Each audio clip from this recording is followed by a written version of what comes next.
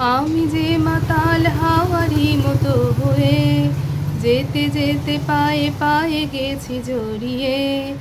আমি যে মাতাল হাওয়ারি মতো হয়ে যেতে যেতে পায়ে পায়ে গেছি জড়িয়ে। কি করি ভেবে যে মরি বলবে কি লোকে, মন্দ করেছে আমাকে ওই দুটি চোখে। কি নামে ডেকে বলবো তোমাকে, মন্দ করেছে আমাকে ওই দুটি চোখে। নমস্কার বন্ধুরা, তোমরা সবাই কেমন আছো? সমাজ লাইফস্টাইলে তোমাদের অনেক অনেক ভালোবাসা। আজকে মঙ্গলবার আর এখন দুপুর 12:20 মতন বাজে। আর বিছানার অবস্থাটা আপাতত এরকম। ঘরের সমস্ত কাজ সারা, কাছাকাছি হয়ে গেছে, স্নান হয়ে গেছে, দেখেই বুঝতে পারছো। রান্নাবান্না সেরকম কিছু একটা নেই, শুধু ডাল করেছি আর সমস্ত কিছু আছে, মাছ আছে, চিকেন আছে, এমনকি ভাতও আছে, শুধু ডালের সঙ্গে একটু পাঁপড় ভাজবো। আর বিছানাটার এই অবস্থা কেন? এখান থেকে কিছু জামা কাপড় ভাঁজ করে যাবে আলমারিতে, আর কিছু জামা কাপড় যাবে ওই পিঙ্ক কালারের কাভারটাতে। আর আজকে তোমাদের সঙ্গে একটা জিনিস শেয়ার করব বলে ঠিক করেছি। সেটা হলো, আমি কয়েকদিন ধরে তো বলছি যে আমার এটা একটা হোমিওপ্যাথি ওষুধ খাচ্ছি। কী কারণে খাচ্ছি সেটা তোমাদের সঙ্গে সময় সুযোগ করে শেয়ার করব, তো সেটাই বলতে এসেছি। তো স্কিন প্রবলেম বলেছিলাম, আমার এটা না আগে হতো, অনেক আগে হতো, মানে বিয়ের আগে বেশ হতো, দুর্গাপূজার আগ দিক দিয়ে হতো। আর এই জিনিসটাকে মা তো বলতো এটাকে বলে নাকি ছুলি।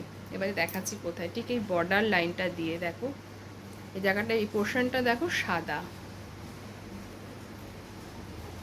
এবারে দেখো যতটা কাছে এনেছি তোমরা আশা করি এবার বুঝতে পারছো। দেখো এটাতে কোনো কিন্তু জ্বলনি বলো কিচ্ছু হয় না, বা চুলকনি ইরিটেশন কিচ্ছু কিন্তু হয় না, কিন্তু আমার এরকমভাবে দেখো সাদা হয়ে আছে। বিয়ের আগে হতো, কিন্তু তারপরে কিন্তু জিনিসটা কমে গেছিলো, কোনো দিনই আর হয়নি। আর দুর্গাপূজা চলেও যেত, আর এই জিনিসটাও চলে যেত। মা বলতো এটাকে ছুলি। মা যে ঠাকুর বরণ করতো পান পাতা দিয়ে, সেই পান পাতাটা মুখের মধ্যে লাগিয়ে দিত। মা বলতো এতে নাকি কমে যায়, চলে যায়, মা দুর্গা জলে চলে যায়, তারপর এটা নাকি কমে যায়। দেখো এখানেও আছে, এই যে। তো গত 2-3 মাস হলো জিনিসটা এতটা বাড়াবাড়ি হয়েছে যে এটা সবারই মোটামুটি এখন চোখে পড়ছে। এটা যখন শুরু থেকে হয়েছিল আমি ছাড়া আর কেউই বুঝতো না, আমি যেহেতু নিজে বুঝতে পারতাম ব্যাপারটা। তো এটা 2-3 মাস হলো এতটাই বাড়াবাড়ি হয়েছে। তো কর্তামশাইও খুব রেগে গেল যে তুমি ডাক্তার দেখাও। বৌদি তো দেখেই এদিকে তোমার এগুলো কী অবস্থা, তুমি ডাক্তার দেখাও, ডাক্তার তো কমবে। আর যেহেতু আমি এখন অ্যালোপ্যাথি কোনো ট্রিটমেন্ট আমার ভালো লাগে না, অ্যালোপ্যাথি ওষুধ খেতেও ভালো লাগে না, তো আমি যে হ্যাঁ আমি ডাক্তার দেখাবো, আমি হোমিওপ্যাথিই দেখাবো। তো ডাক্তারের কাছে গেছিলাম, সেই ওষুধই আর কি খাচ্ছি। তো উনি বলেছেন টাইম লাগবে। অবশ্যই হোমিওপ্যাথি ওষুধ তো ধৈর্য ধরতেই হয়, তবে হোমিওপ্যাথি ওষুধের সঙ্গে আমার বিশ্বাস আছে, ভরসা আছে কিছু কিছু ক্ষেত্রে। দুটো দুটো ব্যাপারে আমার, দুটো অপারেশনের ব্যাপারে কিন্তু হোমিওপ্যাথি ওষুধের হাত থেকে আমি বেঁচেছি। একটা হলো টনসিলের অপারেশন, তখন তো ক্লাস 2-এ পড়ি, সেটা মা হোমিওপ্যাথি ট্রিটমেন্ট করেছিল, প্রায় 1.5 বছর মতন হোমিওপ্যাথি ট্রিটমেন্ট করেছিল মা, সেটা কমেছিল। তারপরে আমার পায়ের কাছের একটা গ্ল্যান্ডে, সেটার জন্য, সেটা তখন কলেজে ভর্তি হওয়ার জন্য ফর্ম তুলতে গেছিলাম, ব্যারাকপুর রাষ্ট্রগুরু কলেজে ফর্ম তুলতে গেছিলাম। সেখানে এতক্ষণ দাঁড়িয়ে থাকার ফলে না পায়ে এত টান ধরেছিল, বাড়িতে এসে প্রচুর জ্বর, তখন এই গ্ল্যান্ডটা ফুলে গেছিলো। সেটা নিয়ে ভুগেছিলাম প্রায় 6 মাস মতন, 2-3 মাস ওরকম অ্যালোপ্যাথি দেখাচ্ছি। এবেলা জ্বর 102-3, তো ওষুধ খাচ্ছি, আবার ওইবেলা জ্বর আসে 102-3, তার অ্যালোপ্যাথি কিছুই বুঝতে পারছিল না। পরে যখন দেখলো যে গ্ল্যান্ডটা এরকম ফুলে উঠেছে, তখন বলছে যে এবারে ওটাকে অপারেশন করতে হবে। আর অ্যালোপ্যাথিতে কিছু না কমলেই সেটা হয়ে যায় অপারেশন, আর অপারেশনে ভীষণ ভয় আমার। তখন আমি অ্যালোপ্যাথি ট্রিটমেন্ট বন্ধ করে দিলাম। তখন মাকে বললাম যে তুমি এই গ্ল্যান্ডের জন্য যে ডাক্তারকে দেখিয়েছিলে আমি তাকেই দেখাই, দেখি সে কী করে।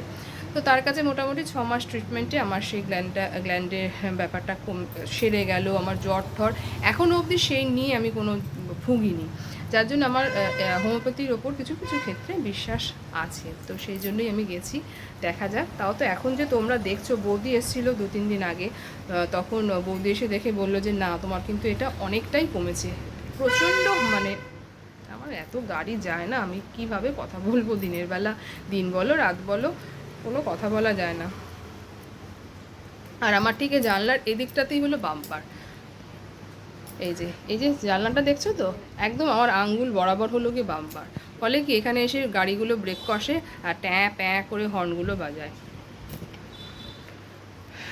তো এই হলো গিয়ে ব্যাপার। তো বৌদি বললো অনেকটাই কিন্তু কমেছে। এবার আমি সবসময় দেখছি তো অতটা ঠিক বুঝতে পারি না, দেখা যাক এরকম, মানে এই জায়গাটা এরকম তো আমি তো সেটাই বলি, মানে এখন জয় হনুমান হয়ে গেছি। ওরা জয় হনুমান, হনুমানের মতন মুখটা হয়ে গেছে। এমনিতে তো খুব সুন্দরই দেখতে। এটা হলো ব্যাপার, সেটাই বললাম তোমাদের কিসের জন্য কিসের ট্রিটমেন্ট কী করছি। আরেকটা জিনিস শেয়ার করব তোমাদের সঙ্গে, চলো ব্যাক ক্যামেরা করে। এই যে এই জিনিসটা কালকে এসেছে, তো আমার খুব ইচ্ছা ছিল তোমাদের সামনে এটা আনবক্সিং করব, কিন্তু আমার শ্রীমতীর আর তর্স হয়নি। সে অনেকক্ষণ থেকে বলছে দেখো তাড়াতাড়ি দেখো তাড়াতাড়ি দেখো ঠিকঠাক জিনিসটা এসেছে কি না। আসলে ও জানি এটার ভেতরে কি আছে। আমি যে বললাম না বৌদি এসেছিলো 2-3 দিন আগে, আমার বৌদি আর আমার শ্রীমতী দুজনে মিলে ঘুষঘুস ফুসফুস করছিল অনেকক্ষণ থেকে। আমি অতটা মানে বুঝিও না আর আমি অতটা পাত্তা দিও না। ওদের মামি ভাগ্নির ব্যাপার, মিমি ভাগ্নির ব্যাপার, ওরা কি বলে না বলে সেখানে আমি কেন পাত্তা দেবো। তো কালকে দেখছি এই পার্সেলটা এসছে, দাদা দিয়ে গেল। দাদা যখন ওপরে চা খেতে এসছে, দাদা বলে এই তোমার এই পার্সেলটা এসছে। এবার আমি তো বুঝতে পারিনি কি পার্সেল, কিসের জন্য। আমি কর্তামশাইকে বললাম কী গো তুমি কিছু অর্ডার করেছো? বলে যে না আমি কিছু অর্ডার করিনি। তখন মেয়ে ঘর থেকে বলেছে ওটা মিমি অর্ডার করেছে তোমার বার্থডে গিফট। কিন্তু আমার বার্থডে দেরি আছে এখনও বেশ কয়েকদিন, বার্থডের আগেই পেয়ে গেলাম বার্থডে গিফট। এই যে এই ফেস ওয়াশটা বৌদি অনলাইনে এখানে বসে বসে অর্ডার করেছে। এই যে ফেস ওয়াশ, ক্লিন অ্যান্ড ক্লিয়ারটাই তো এই নর্মালটাই ইউজ করি। এটা অফারে বললো পেয়েছে। এটা হলো গিয়ে বড়, এটা হলো গিয়ে 240 ml, আর এটা হলো গিয়ে 150 ml। এটা হলো 150 ml এইটা। তবে আরও একটা নাকি অর্ডার করেছে, সেটা হলো গিয়ে শ্যাম্পু, সেটা এখনও আসেনি।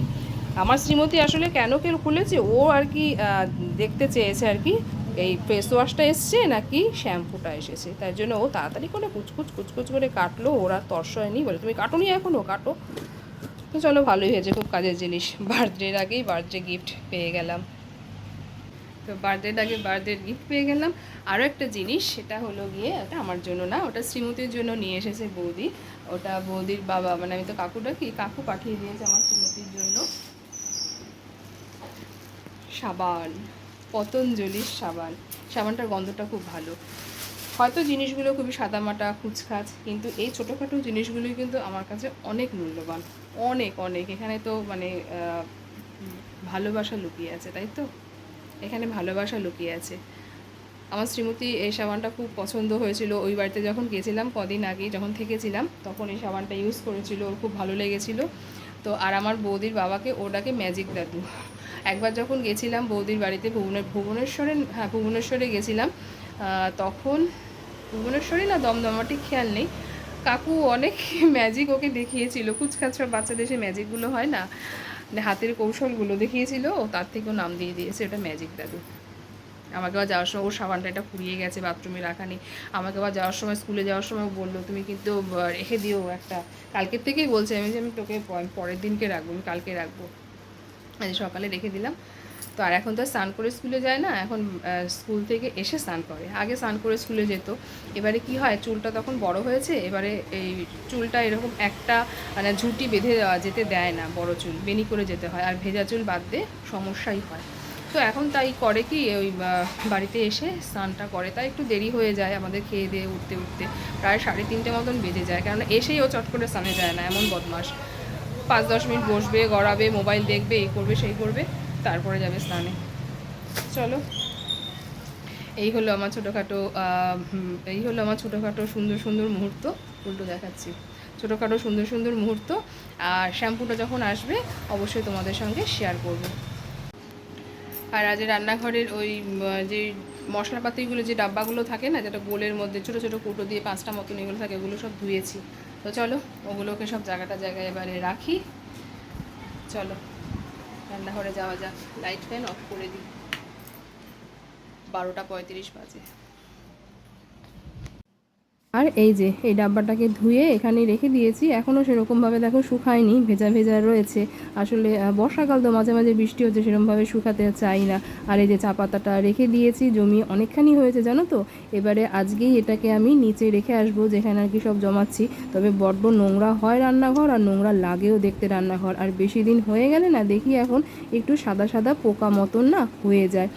জানি না, এটা হয়তো বর্ষার জন্যই হয়তো হচ্ছে। যাক গিয়ে বেশি বাড়িয়ে লাভ নেই, ওটাকে আমি আজকেই নিচে রেখে আসবো। আবার নেশায় পড়ে আবার চা পাতাগুলোকে জমানো শুরু করব।